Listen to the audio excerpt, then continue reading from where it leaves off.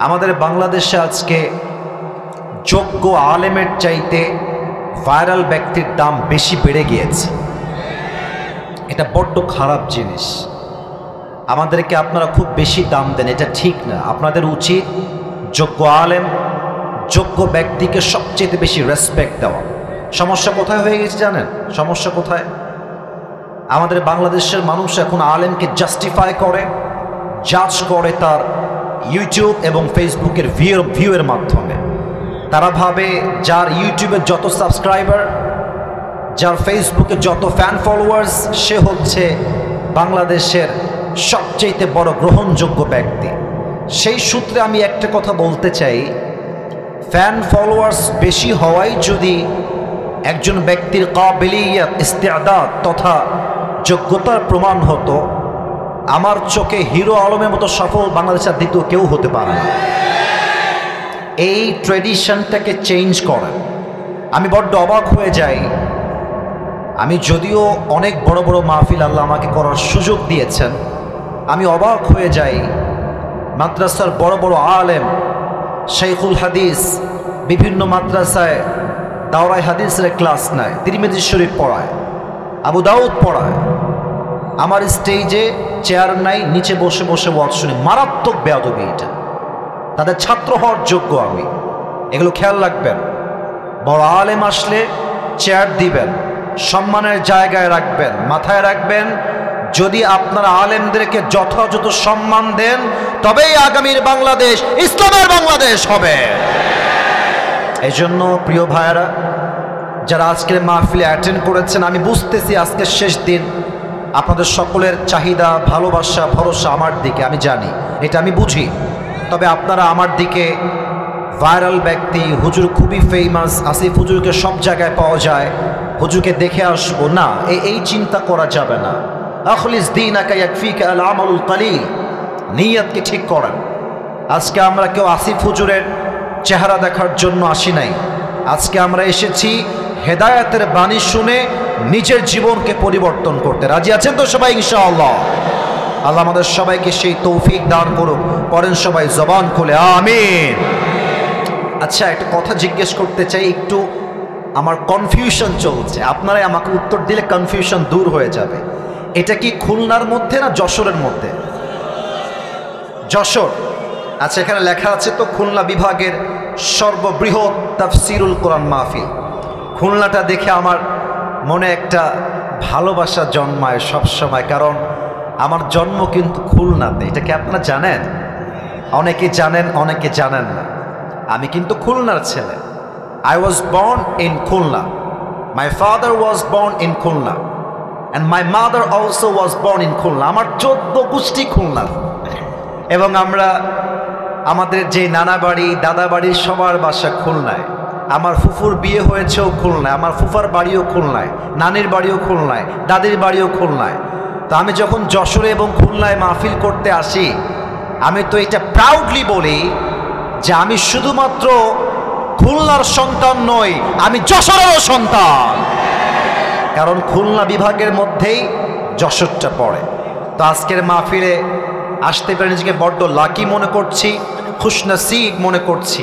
আল্লাহ আমার জবান দিয়ে এমন কিছু কথা বলার তৌফিক দান করুক, যে কথা আপনার জন্য, যে কথা আমার জন্য, যে কথা আমার মায়ের জন্য, যে কথা আমার বোনের জন্য হেদায়েতের ওয়াসিলা হবে। বলেন সবাই আমিন। সবাই একটু আমার দিকে তাকাবেন। Look at my right hand. আমার ডান হাতটা সবাই দেখবেন। বলেন তো এই কিতাবটার নাম কি? এটা যশোরের সাউন্ড হয় না, সো সরি। যশোরে কিন্তু আমি আজকে বিকালেও মাহফিল করেছি, একদম বিকালে। ঠিক এরকমই মানুষ ছিল মাশাআল্লাহ। আমি একটা কথা বলতে চাই, যশোরের সন্তান আমরা কাপুরুষের সন্তান নই, আমরা সবাই বীরপুরুষের সন্তান। আওয়াজ দিবেন সিংহের মতো গর্জন দিয়ে। আপনারা কি ভয়টাই পান নাকি? আবার আসতে বললেন, ভয়টাই পান নাকি আপনারা কেউ? আমরা আগে তাফসির মাহফিল করতাম, আলোচক কোরআন থেকে তাফসির পেশ করছেন, হঠাৎ করে কোনো একটা পাতি নেতা এসে ঠাস করে তো ঠিক না। কোনো বাপের বেটা যদি আজকে থাকেন এই মাহফিলে, আসেন, ওয়েলকাম, আসেন আসেন আসেন আসেন আসেন আসেন।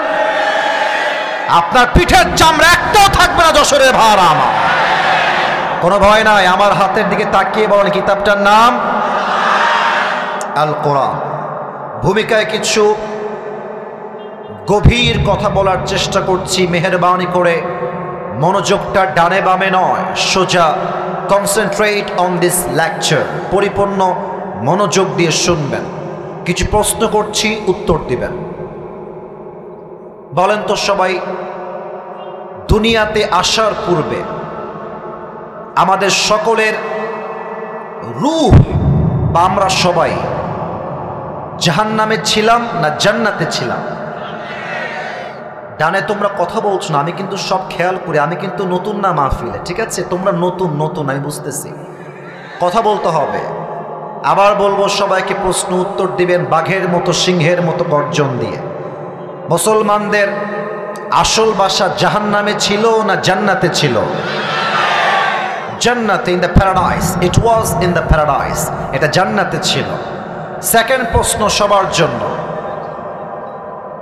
আমাদের আদি পিতা, প্রথম পুরুষ, যিনি দুনিয়ায় প্রথম এসেছেন অ্যাজ এ প্রফেট, নবী হিসেবে, আমাদের প্রথম নবী, প্রথম পুরুষ, তার নাম কি বলেন সবাই? ডানে কিন্তু আবার উত্তর আসে নাই। আবার বলেন সবাই, নাম কি? কথা বলতে হবে আমার সাথে। আদম আলাইহিস সালাতু ওয়াস সালাম। আপনারা সবাই জানেন যে আদম আলাইহিস সালাতু ওয়াস সালাম একটা নিষিদ্ধ গাছ থেকে ফল খেয়েছিলেন, এজন্য আল্লাহ তাআলা তাকে দুনিয়াতে পাঠিয়েছিলেন। তো উনি যখন নিষিদ্ধ গাছ থেকে ফল খেলেন, উনি চাইলে নিজের ভুলকে ঢাকার জন্য একটা আর্গুমেন্ট করতে পারতেন, আল্লাহকে বলতে পারতেন যে আল্লাহ এই এক্সকিউজ, আল্লাহ এই ভুল, সেই বাহানা, ওই বাহানা। He didn't make any excuse, তিনি কোনো বাহানাই তৈরি করেন না। উনি সোজা বলছেন, রব্বানা যালামনা আনফুসানা ওয়া ইল্লাম তাগফির লানা ওয়া তারহামনা লানাকুনান্না মিনাল খাসিরিন। ও আল্লাহ, I have made a mistake, আল্লাহ আমার ভুল হয়ে গেছে। তুমি যদি আমাকে ক্ষমা না করো, আর দয়া না করো, মায়া না করো, আমি তো ক্ষতিগ্রস্তের শামিল হয়ে যাব। সঙ্গে সঙ্গে আল্লাহ তাআলা বললেন, আদম, আমি তোমার ভুল, আমি তোমার অন্যায়কে মাফ করে দিলাম। সবাই পড়েন সুবহানাল্লাহ। উনি দুনিয়ায় আসলেন। এবার খুব ভালো করে বোঝেন, আমাদের আসল বাসা ছিল জান্নাতে, আমরা এসেছি দুনিয়াতে। আমরা যেন পথভ্রষ্ট না হয়ে যাই, পথ ভুলে না যাই, আল্লাহ বললেন আমার বান্দাদেরকে পথ ঠিক রাখার জন্য, রাইট ইনস্ট্রাকশন দেওয়ার জন্য আমি আল্লাহ দুনিয়াতে দুইটা জিনিস পাঠাবো। Look at my two fingers, দুইটা আঙ্গুল দেখে বলবেন কয়টা জিনিস? আব্বাজান, আপনারা একটু কথা কইয়েন আমার সাথে, আপনারা আমার ভালোবাসার মানুষ, কথা কতি হবে আমার সাথে। বলেন সবাই, কয়টা? এক হচ্ছে নবী, দুই হচ্ছে কিতাব। ওকে, লেটস রিপিট এগেন। আবারও বলবো, আমি এক নাম্বার, আপনারা বলবেন দুই নাম্বার। এক হলো নবী, দুই হলো, আবার এক হলো নবী, দুই হলো কোরআন বা কিতাব। কিতাব হচ্ছে মোট আসমানি কয়টা? চারটা। তার মধ্যে একটা কিতাব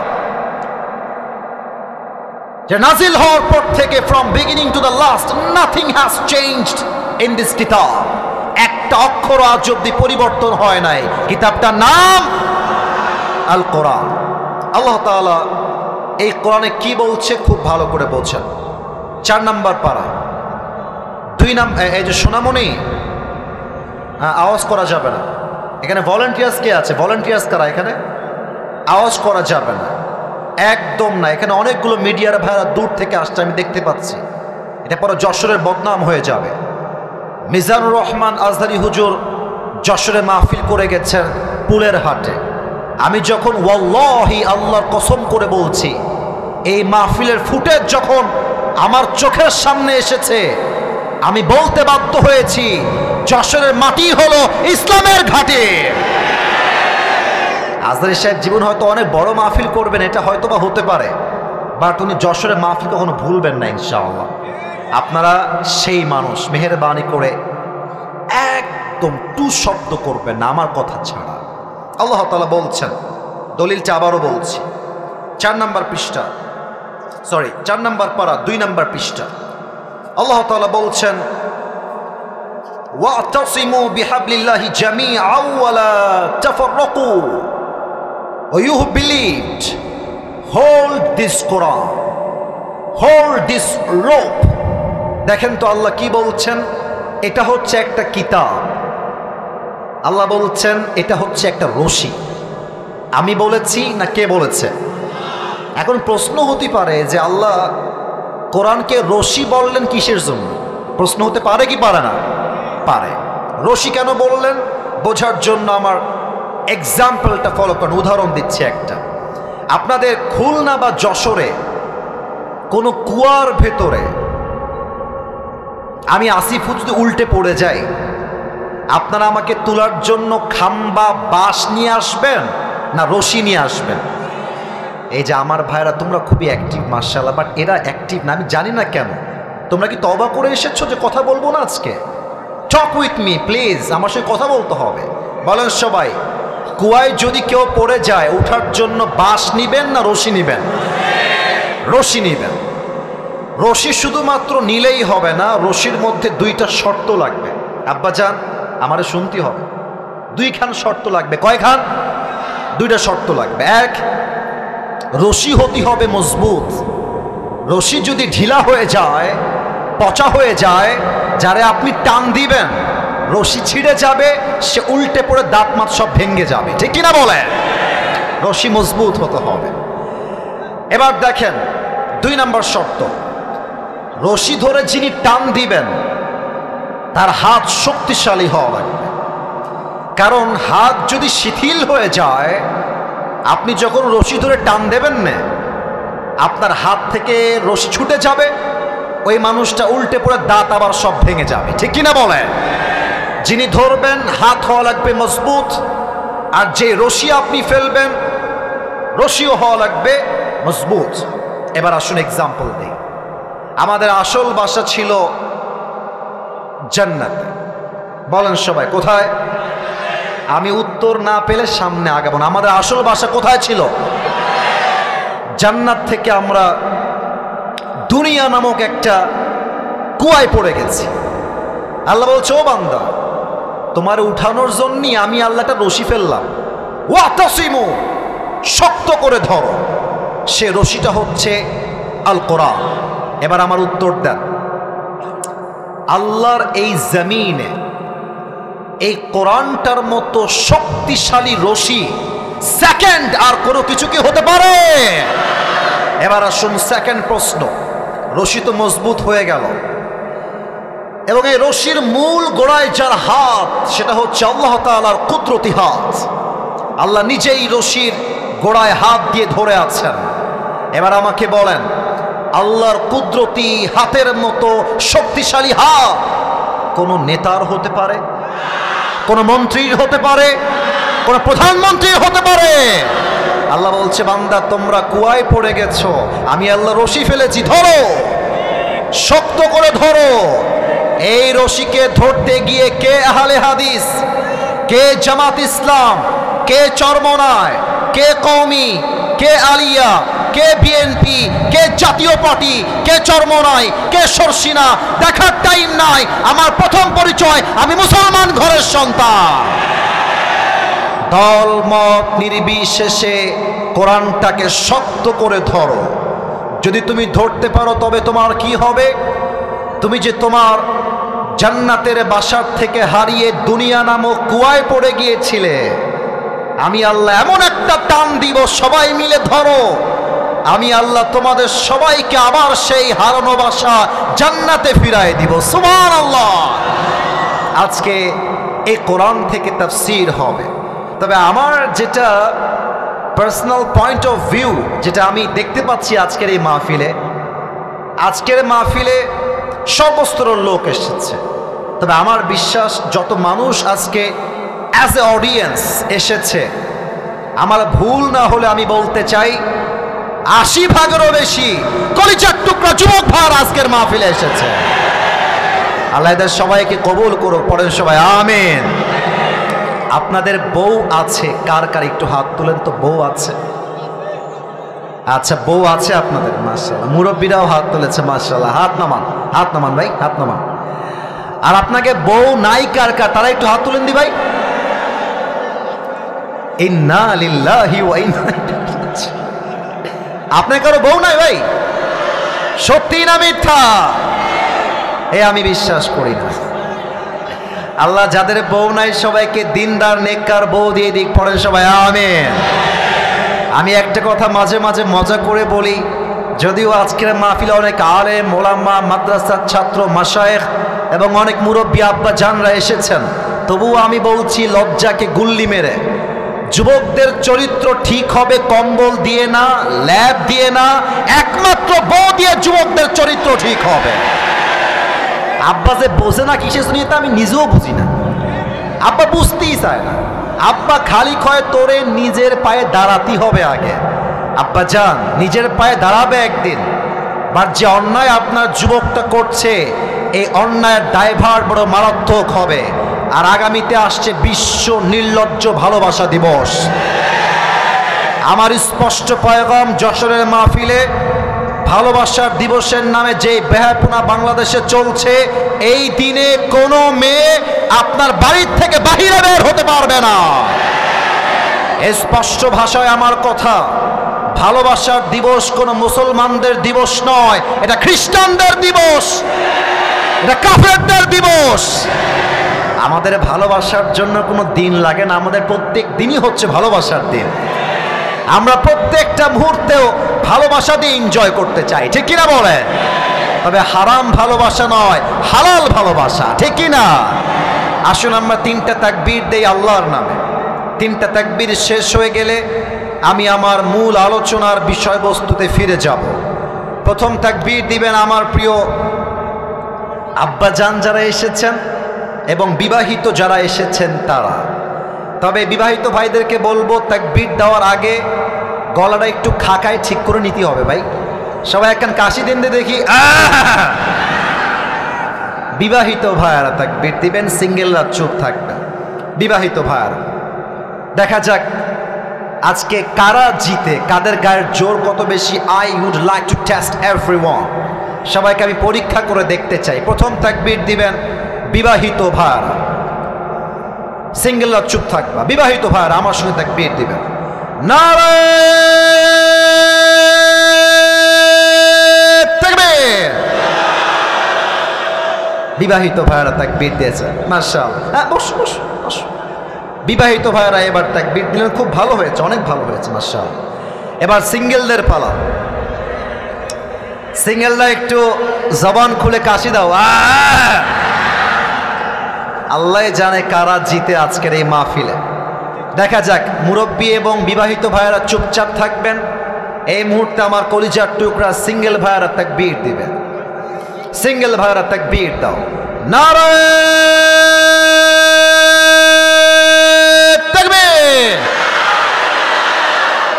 বিবাহিত ভাইয়েরা আমাকে মাফ করে দিয়ে, আই এম সো সরি। আজকে আমার সিঙ্গেল ভাইরাই জিতেছে, তারা পাস করেছে, ঠিক কিনা বলেন? এই ওদেরকে এভাবে ধমক দিও না, ওরা আমার কলিজার টুকরা। এই যে সাদা পাঞ্জাবি, দরকার নাই, দরকার নাই, যান যান, দরকার নাই। ওরা আমার ভালোবাসা, ওদের কষ্ট দেওয়া যাবে না। থাক থাক, ওরা ওখানেই থাক। তোমরা আওয়াজ করবো না, তাহলেই হবে। আমি তোমাদের সাথে আছি। যুবকদেরকে কেউ না বুঝলেও আমি আসিফ হুজুর কিন্তু বুঝি যুবক ভাই। এবার আমরা সবাই মিলে একটা তাকবীর দিব।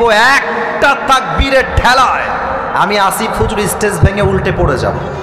দেখা যাক কত জোরে আপনারা তাকবীর দিতে পারেন। শেষ তাকবীর, সবাই একটা কাশি দেন দেখি। নারে তাকবীর। আল কোরআনের আলো, আল হাদিসের আলো, কোরআন হাদিস যেখানে, আলেম ওলামা করে পড়েন সবাই আমিন। আজকের এই মাহফিলে আমাদের আলোচনার সেন্ট্রাল থিম বা সাবজেক্ট ম্যাটার হলো the life of hair after, পরকালের জীবন। আমার প্রিয় যশোরের ভাইরা, আমাকে উত্তর করতে হবে, দুনিয়ার জীবন না পরকালের জীবন?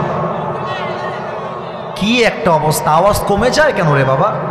দুনিয়ার জীবন না পরকালের জীবন? আর একটা কথা কতি আমি বাধ্য হচ্ছি ভাই, কেউ যদি আমার মাহফিল থেকে উঠে যান, আমি কিন্তু মারাত্মক লেভেলের ধমক দিব আপনাকে। আমার মাহফিলে আসা যাবে, বসা যাবে, ওয়াজ শোনা যাবে, উঠে যাওয়া যাবে না। খবরদার, কাউকে যেন আমি আমার ডান বাম সামনে থেকে উঠে যেতে না দেখি। আর যদি তোমার পাশ থেকে উঠে যায়, ভদ্রতার সাথে লুঙ্গিটা টান দিয়ে ধরে বসায় দেবা, তবে লুঙ্গি যেন খুলে না যায়, খুলে না যায়। আচ্ছা, এবার আমরা শুরু করছি। কোনো আউল ফাউল কথা নয়, কোরআন থেকে হাদিস থেকে আমি প্রত্যেকটা কথা I will try my best level by mentioning the reference। যতটুকু পারা যায় প্রত্যেকটা কথার দলিল দিয়ে কথা বলবো। আমি আমার আলোচনা শুরু করছি। বলুন সবাই, আলোচনার মূল বিষয়বস্তু দুনিয়ার জীবন না পরকালের জীবন? পরকালের জীবন। এবার আমাকে সবাই উত্তর দিবেন, তিনটা প্রশ্নের উত্তর খুব বুঝে শুনে দিবেন, খুব বুঝে। এক, আজকে আমরা এই বিশাল বড় তাফসীর মাহফিলে সবাই অ্যাটেন্ড করেছি, আমরা সবাই জীবিত বসে আছি। বাসায় যে আবার আপনি জীবিত ফিরে যাবেন, do you have any guarantee about it? Do you have any guarantee about it? কোনো গ্যারান্টি নাই। কোরআন কি বলছে দেখেন। আল্লাহ রাব্বুল আলামিন বলছেন, বান্দা শোনো শোনো, এই ছেলে, একদম না না না, এই হাসি না, অলওয়েজ হাসি আমার পছন্দ না। তোমরা এখানে এসে টিকটক বানাও, উল্টাপাল্টা ভিডিও করে, এটা আমি জানি। এই মাহফিলে ওইসব করার জন্য আসা যাবে না। এটা কোরআনের মাহফিল, ভদ্রতা বজায় রেখে শুনতে হবে। আর একটা চুল পরিমাণ শব্দ চাই না। ভালোবাসার জায়গা ভালোবাসা, ভদ্রতার জায়গায় ভদ্র, একদম ভদ্র বজায় রেখে বসে থাকবা। আল্লাহ রাব্বুল আলামিন বলছেন, লিকুল্লি উম্মাতিন আজাল ইযা জাআ আজালুহুম ফালা ইস্তাখিরুনা সাআতাও ওয়ালা ইস্তাকদিমুন। আল্লাহ বলছেন, প্রত্যেকটা মানুষের জন্য আমি আল্লাহ হায়াতের সময়সীমা বেঁধে দিয়েছি। সময় যখন শেষ হয়ে যাবে, মালাকুল মওতের মাধ্যমে দুনিয়ার থেকে উঠাই নিবে একজন। আওয়াজ দিয়ে বলেন সবাই, তিনি কে? এক নাম্বার, হায়াতের কোনো গ্যারান্টি নাই। দুই নাম্বার, এটা একটু বুঝে উত্তর দিতে হবে, বুঝে। Think before you answer of my question. একটু ভেবে উত্তর দিবেন, ঠাস করে উত্তর দিয়ে ফেলবেন। একটু বলেন তো, এইটা কি ইহকাল না পরকাল? এই যে ভয় পেয়ে গেছেন, আরে ভাই কথা বোঝা যায় তো, পরকাল না ইহকাল? এটা কি আখিরাতের জীবন চলছে না দুনিয়ার জীবন চলছে? এবার আমাকে উত্তর দিবেন, বলেন তো, as a Muslim what do you think about it? What's your personal point of view? আপনি কি ভাবেন, জাস্ট আমাকে বললেই হবে। আমার প্রিয় যশোরের ভাইরা, আমাকে জবান খুলে উত্তর দিবেন। আপনার চিন্তা আপনাকে কি বলছে? দুনিয়ার জীবন কি বেশি উত্তম না পরকালের জীবন বেশি উত্তম? পরকালের জীবনটা বেশি উত্তম। তার দলিল কি? দলিলটা শোনেন। 30 নম্বর পারা, সূরাতুদ দুহা, ঠিক 4 নম্বর আয়াত। আল্লাহ তাআলা বলছেন, ওয়ালাল আখিরাতু খায়রুল লাকা মিনাল উলা। ও আমার বান্দা শোনো শোনো, দুনিয়ার চাকচিক্য দেখে পাগল হয়ে যেও না, মাতাল হয়ে যেও না, হতাশ হয়ে যেও না। মাথায় রাখবা, দুনিয়ার জীবনটা উত্তম জীবন নয়, বরং দুনিয়ার চাইতে আখিরাতের জীবনকে বেশি উত্তম করেছে একজন, তিনি কে? The life of hereafter is much more better than this worldly life. আল্লাহ তাআলা বলছেন, দুনিয়ার জীবনটাকে আমি আল্লাহ তাআলা বেটার লাইফ বানাই নাই, এটা উত্তম জীবন নয়। বরং দুনিয়ার চাইতে আখিরাতের জীবনটাকে আমি আল্লাহ তাআলা হাজার গুণ বেশি উত্তম করে বানিয়েছি। কোন সবাই সুবহানাল্লাহ। এবার সবাই আমাকে একবার দেখেন, আমাকে দেখার জন্য দেখতে বলছি না, একটা প্রশ্ন করব তাই দেখতে বলছি। আচ্ছা, আপনারা তো আমাকে মনে হয় মানে ফেসবুক ইউটিউবে তো আগে দেখেছেন নাকি? মানে আমার চেহারা আপনার আগের থেকে চিনেন। কথা কি ভুল বললাম না ঠিক বললাম? আচ্ছা, হয়তোবা আপনারা ফেসবুকে দেখেছেন, বাট আমাকে হয়তোবা সরাসরি আজকে অনেকেই প্রথমবার দেখলেন। আমাকে একটু বলবেন, আমার দিকে তাকিয়ে আমার দাড়ি, আমার হাইট, আমার চেহারা দেখে, এটা হাসির কোনো প্রশ্ন না, এটা কোরআনের সঙ্গে রিলেটেড। আমি একটা আয়াত বলবো, তার জন্য এই পয়েন্টটা টেনে নিয়ে আসলাম। আমাকে দেখে আনুমানিক আপনাদের কত বয়স মনে হচ্ছে? আনুমানিক একটা বলেন তো, আনুমানিক 25-26। আর কোনো মতামত আছে? 28। আচ্ছা, মতামত অনেকটাই। 18 কে কয় রে বেটা?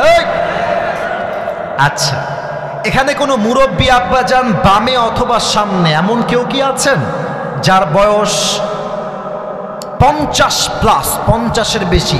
কার বয়স 50+? একটু ডান হাত তুলবেন আব্বাজান, বেয়াদবি নিবেন না। আব্বাজান 1 2 3, মাশাআল্লাহ। দেয়ার আর লট অফ পিপল, মাশাআল্লাহ। হাত নামান, হাত নামান। এবার আমাকে উত্তর দেন, এটা আমি কোরআন থেকে রেফারেন্স দিব এই মুহূর্তে, বুঝে উত্তর দেন। দুনিয়ার জীবনটা কি বেশি লম্বা না আখিরাতের জীবন বেশি লম্বা? তোমরা বামের ভাইয়েরা আমার কলিজা, তোমরা, ওরা আমার সঙ্গে কথা বলছে না, আমি জানি না কেন কথা বলছো না। তোমরা তোমাদের শত্রু না, হয়তোবা আমি তোমাদের কাছে অনেক ঘৃণার পাত্র হতে পারি, তুমি হয়তো আমার হেটার্স হতে পারো, বাট কথা বলো, কথা বলো। দুনিয়ার জীবনটা বেশি লম্বা না আখিরাতের জীবন বেশি লম্বা? কোরআনে আল্লাহ তাআলা বলছেন 4 নম্বর পৃষ্ঠা 30 নম্বর পারার সূরাতুন নাজিআতের সর্বশেষ 46 নম্বর আয়াত। আল্লাহ কি বলছে ভালো করে বোঝার চেষ্টা করবেন আমার প্রিয় যশোরের ভাইরা। আল্লাহ রাব্বুল আলামিন বলছেন, কান্নাহুম ইয়াওমা ইয়ারাউনাহা লাম ইয়ালবাসু ইল্লা আশিয়াতান আও দুহাহা। আল্লাহ বলছে, বান্দা শোনো শোনো, পরকালের জীবনটা কত বিশাল লম্বা হবে আমার থেকে শুনে নাও। 80 বছরের মুরব্বী আব্বাজান যেই দিন ইন্তেকাল করবেন, 100 বছর যে মুরব্বীর বয়স, এই মুরব্বী যেই দিন ইন্তেকাল করে দুনিয়ার থেকে বিদায় নিবে, যখন তার পরকালের জীবনটা শুরু হবে, মুরব্বী দেখবে পরকালের জীবনটা huge long, it's very long. এত লম্বা সময় পরকালের জীবনটা হবে, সে ডাক দিয়ে বলবে, আল্লাহ, আমার কাছে মনে হচ্ছে আমার দুনিয়ার 80 বছরের জীবন, 100 বছরের জীবন আখিরাতের কাছে it is just like on morning or on evening. পুরো 100 বছরের জীবনটা পরকালে যাওয়ার পরে একটা সকাল কিংবা সন্ধ্যার মতো মনে হবে। আল্লাহু আকবার! How much long time it is? Could you imagine that? কতটা লম্বা সময় হবে পরকালের জীবন। এটাই হচ্ছে আজকে আমাদের আলোচনার মূল বিষয়বস্তু। কমিটিকে ধন্যবাদ জানাই।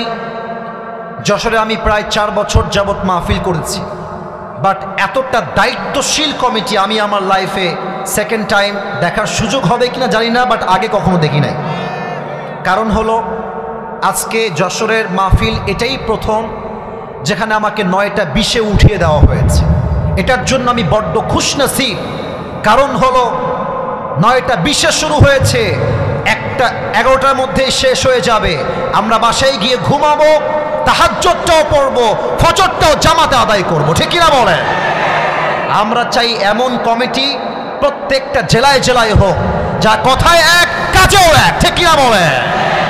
আমি সবাইকে একটা আবদার রাখবো এই মুহূর্তে, সকলের চোখটা ফর 5 সেকেন্ডস, 5 সেকেন্ডের জন্য একটু বন্ধ করতে হবে। কেন বন্ধ করতে হবে?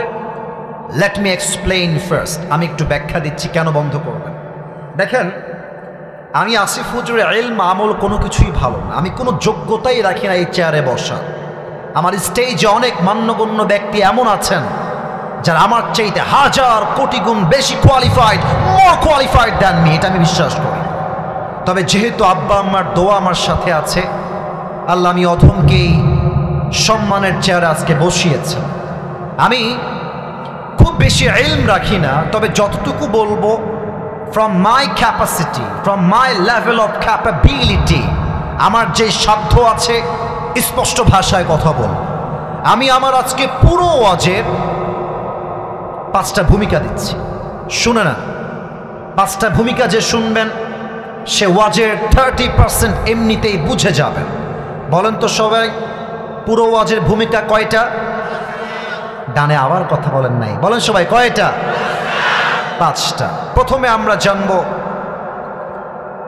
পরকালের জীবনটা আসলে শুরু হবে কেমন করে। মৃত্যু যে আসবে, এই মৃত্যুটা আসবে কেমন করে, মালাকুল মউত আমাদের রূহটা কবজ করবে কেমনে। এখানে 2টা ভাগ হবে, 1 নামাজি বান্দার মরণ, 2 হচ্ছে বেনামাজি বান্দার মরণ। এটা হচ্ছে প্রথম অংশ আমার ওয়াজের। সেকেন্ড চ্যাপ্টার হচ্ছে আজীবন শুনেছি কবর কবর কবর কবর কবর, লাইফ অফ গ্রেভ, কবরের জীবন। আজকে আমরা জানব কবরে লাশটা দাফন হওয়ার পরে কবরের প্রথম রাতটা আমাদের কেমন হবে, ফেরেশতা এসে কি করবে, এটা আমরা সেকেন্ড পার্টে জানব। এবং সর্বশেষ আমরা আরো 3টি বিষয়কে হাইলাইট করব কোরআন থেকে, হাদিস থেকে, উইথ রেফারেন্স, দলিল দিয়ে। 1, আফটার ডেথ, মৃত্যুর পরে আমরা সবাই জানি দেয়ার ইজ অ্যানাদার লাইফ, আর একটা জীবন আছে। তো মৃত্যুর পরে আল্লাহ তাআলা সবাইকে আবার জীবিত করবেন কেমন করে, এটা আমরা জানব। সেকেন্ডলি আমরা জানব আজীবন শুনেছি কিয়ামত কিয়ামত কিয়ামত। সেকেন্ড চ্যাপ্টারে আমরা জানবো এই কিয়ামতটা শুরু হবে কেমনে, হিসাব দিবসের হিসাব আল্লাহ নিবেন কেমন করে, এটা আমরা জানবো। এন্ড সর্বশেষ, ফাইনাল এন্ড লাস্ট, আমরা জানবো কিয়ামতের হিসাব দিবসের পরে there will be 2 categories of people, 2টা দল হবে। এক হচ্ছে বামপন্থী, আর এক হচ্ছে ডানপন্থী। আজকের ওয়াজে ডানপন্থী সাথে বামপন্থীরা ভালো, কারণ আপনারা কথা বলছেন না আমার সঙ্গে, এবার থেকে আর মিস দিবেন না। আপনারা আমার কলিজা, আপনারা আমার ভালোবাসার জায়গা। বলেন তো হিসাব দিবসের পরে কয়টা দল হবে? আবার বলেন সবাই কয়টা? এক হচ্ছে বামপন্থী, আর এক হচ্ছে ডানপন্থী। ডানপন্থী হচ্ছে জান্নাতীরা, বামপন্থী হচ্ছে জাহান্নামী। আজকে আমরা জানবো মানুষ জান্নাতে যাবে কেন আর জাহান্নামে যাবে কেন। এই হচ্ছে মোট 5টা ভূমিকা। এবার সবাই, যদি আপনারা আমাকে ভালোবেসে থাকেন তবে এটা আমার আবদার, 5টা সেকেন্ডের জন্য সবাই চোখটা বন্ধ করে ফেলেন। সবাই এবার চোখ যদি বন্ধ হয়ে যায়, মাথাটা যারা বসে আছেন বামে, যারা ডানে, যারা সামনে, পুট ইউর হেড ডাউন। সবাই মাথাটা একটু নিচু করেন। সবাই, আমি যা বলি কান দিয়ে নয় দিল দিয়ে শোনেন। চোখ বন্ধ, মাথা নিচে। আমি কাউকে দেখতে পাচ্ছি না, আমার চোখটাও বন্ধ আছে।